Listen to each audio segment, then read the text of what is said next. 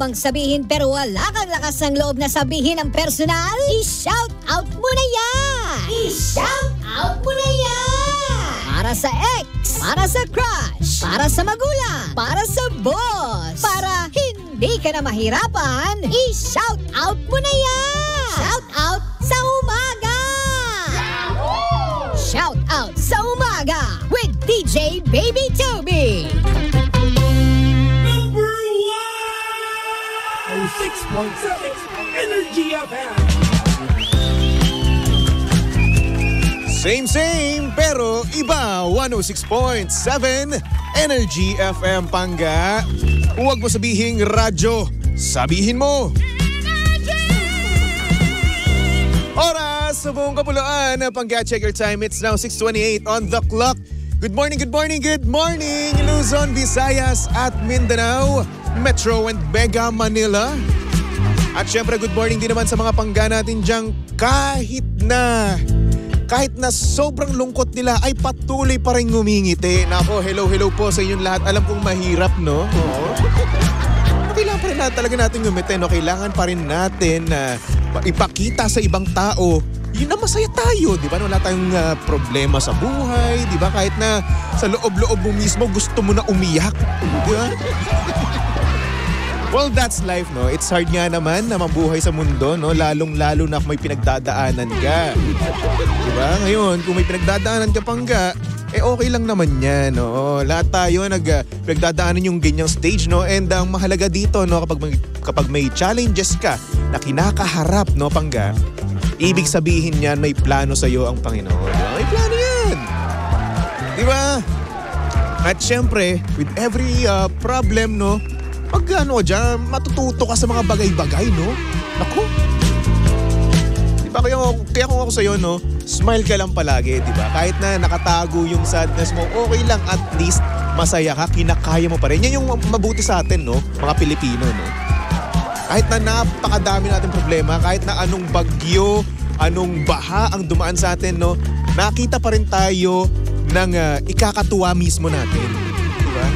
Ikakatawa, diba? Mga jokes, no? Nung nga kami, no? Nung binahanga kami last year, no? Pangga, ay naku, sinasabi ko talaga sa inyo. Yung jokes namin doon, andoon pa rin. Oo, parang walang nangyaring masama, no? Ganun naman talaga ang buhay, no? Kailangan pa rin natin maging masaya at kailangan natin i-distract yung sarili natin. Kaya ikaw, huwag ka masyadong magpaka-sad boy, magpaka-sad girl, no? Manood ka ng mga pelikula or series na nakakatawa. Pero smile lang.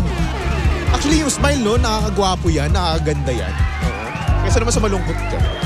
Nakabusangot lang yung mukha mo, di ba? Kitang-kita sa mukha mo na walang energy, no?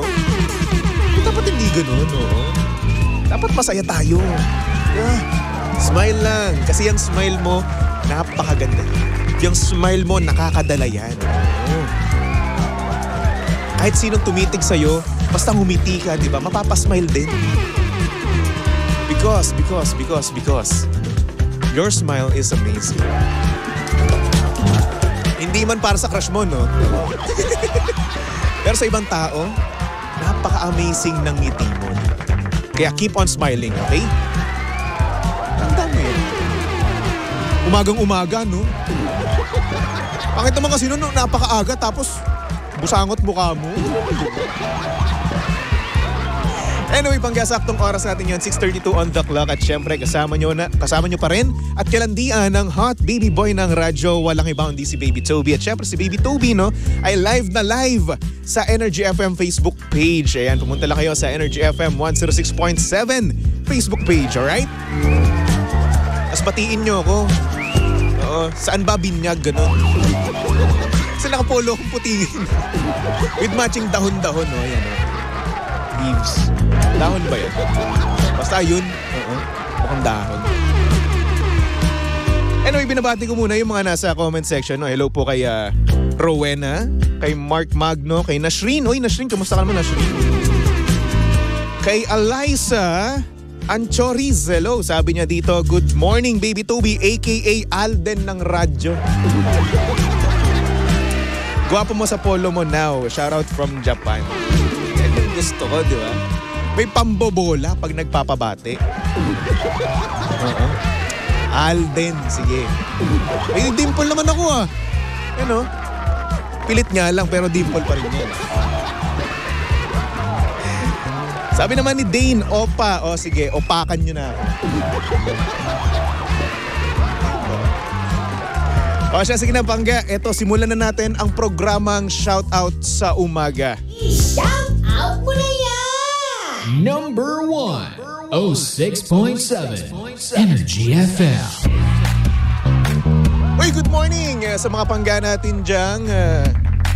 Na-realize na mismo nila na enough is enough. Itigil na natin to.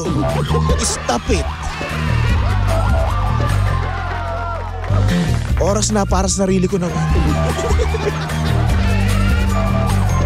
At tulad na nga lang ng ating sender, no? Sabi niya dito, good morning, Baby Toby. Itago niyo na lang ako sa pangalang X. X. Bakit X? Dagdag niya pa dito, ganun pala talaga minsan, no? Hindi natin nakukuha yung taong pinagdarasal natin. Kahit na kaya nating gawin ang lahat para sa kanila, ayun, hindi pa rin nila tayo kayang magustuhan. Kaya naman simula ngayon, I'll stop na. Masyado na akong umaasa at naaawa na rin naman ako sa sarili ko. It's time to move on. Thank you so much, Baby Toby. God bless you. Palakpakan naman natin si X. Mabuhay ka, X. Hindi ka namin tatayuan ng rebulto. Dahil nga naman na-realize mo rin na it's enough. Natutunan mo kung kailan kailangan tumigil, no? Hindi yung nagpapakasyon ka pa rin. Well, good for you. Congratulations. Isa pang palakpakan, okay?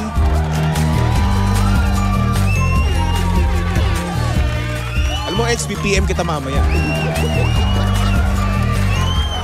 May pointers lang ako para sa.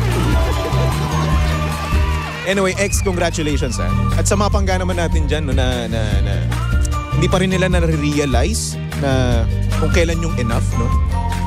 Maybe this is your sign, no? Di naman kasi masamang sumuko na lang. Yes, umaasa tayo. Oo. Yes, nagmamanifest tayo. But the thing is, sinusuklian ba? Well, Baby Toby, gano'n naman talaga kapag nanliligaw, di ba? Kahit walang assurance, yes, oo, gano'n. But, tingnan mo yung mga sinyales, no? Tingnan mo yung mga signs na ibinibigay sa'yo. Maybe binibigyan ka nitong mga ganitong signs para magets mo rin na hindi talaga siya para sa'yo. Diba? Na hindi talaga siya yung babae or lalaking para sa'yo.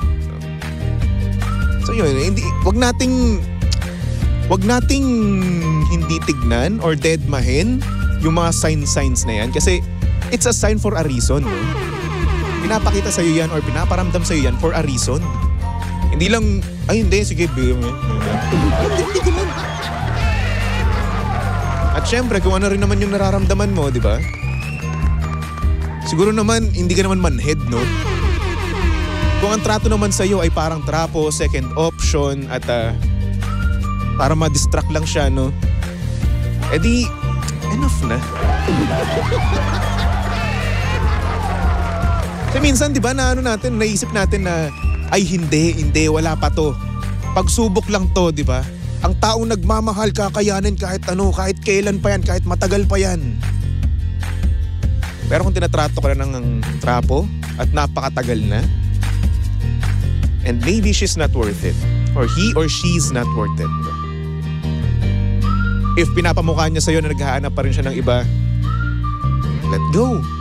No? Hanggang kailan ka magpapakasyon nga? To the point na maghihintay ka na lang sa wala, di ba? Mahirap naman yun. Kaya kung ako sa'yo, let go. Kagaya na nga lang ng ginawa ng ating sender, no?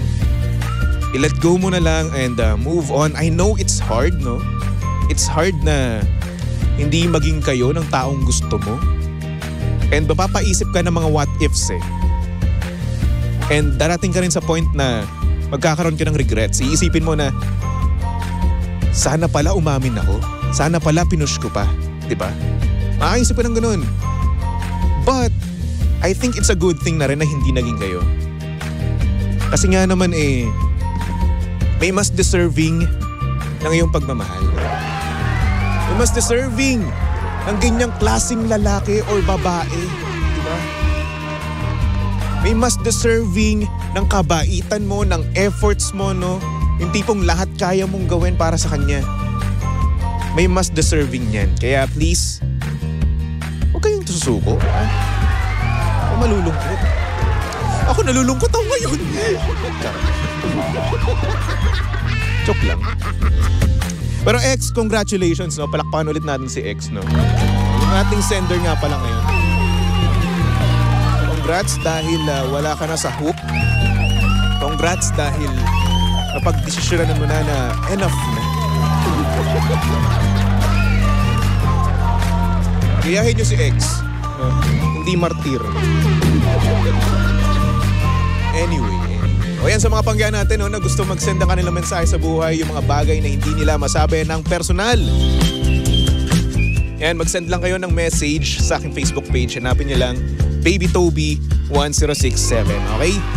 Madali lang yan. At syempre dito nga pala may aabangan kayo. Oo, Titi in the morning. Tell Toby in the morning, yun kasi yun. Maliwanag. Abangan nyo yan. Mag-ipon na kayo ng mga deepest, darkest secret nyo. Tapos tumawag kayo sa amin or hindi naman kaya tawagan namin kayo sa messenger. Diba? Astig to. Titi in the morning. Ano yung tititihin mo ngayong umaga? Ganon. Ano yung itetel Toby mo ngayong umaga? Anyway. O siya, ito. Dinededicate ko itong ating next song, no?